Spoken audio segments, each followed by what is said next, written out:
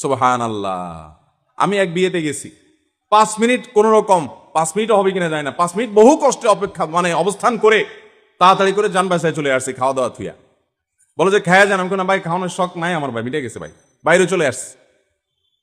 কারণ পরিবেশ এরকম যে সেখানে একজন ইমানদার মানুষ বসবাস করার, বসার মতো, একটু সময় কাটাবার মতো কোনো সুযোগ। যুবকরা বিয়ে জীবনে কয়বার? একবারের বেশিও সুযোগ আছে ইসলামে, কিন্তু একবার করতেই তো অবস্থা খারাপ। তো একবারই যখন বিয়ে হবে তাহলে সেই বিয়েটা গুনাহমুক্ত হবে, কোনো মানুষের কষ্টের কারণ হবে না ইনশাআল্লাহ। আপনার গান বাজনা করতে মনে চাচ্ছে, আপনি রুমের ভিতরে গান বাজনা করেন, আপনার গুনাহ হবে, আপনি অন্য মানুষকে কষ্ট দিলেন না। যদিও মুসলমান হিসেবে সেটাও করা উচিত না, কিন্তু আপনি যদি হাই ভলিউমে গানের আওয়াজ চালায় রাখেন, আপনি হয়তো অনেক ফুর্তিতে আছেন, আপনার পাশের ফ্ল্যাটে কেউ হয়তো খুব ডিপ্রেশনে আছে, কোনো পেরেশানিতে আছে, তার কাছে এখন গানের আওয়াজ শুনতে ভালো লাগছে না, কিন্তু আপনি তাকে বাধ্য করছেন।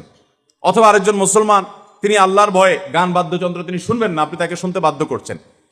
এই রকম বিয়ে ঢাকা শহরে এখন প্রায় সব গানের আওয়াজে এলাকা।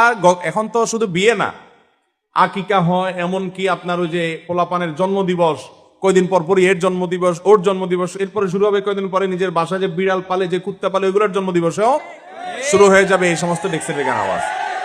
ভালো করে শুনে রাখেন, ভদ্রতা শুধুমাত্র টাই, স্যুট, বুট, টুপি, জুব্বা এগুলোর মধ্যে ভদ্রতা না, ভদ্রতা আচরণ দ্বারা প্রমাণ হয়। যার আওয়াজ দ্বারা, আচরণ দ্বারা মানুষ কষ্ট পায়, তার চাইতে অসভ্য, তার চাইতে অভদ্র, তার চাইতে খারাপ মানুষ, তার চাইতে খারাপ মুসলমান আর হতে পারে। যুবকরা প্রতিজ্ঞা করবো তো ইনশাআল্লাহ যে আমার বিয়েতে কোনো মানুষের কষ্টের কারণ আমি হতে দেব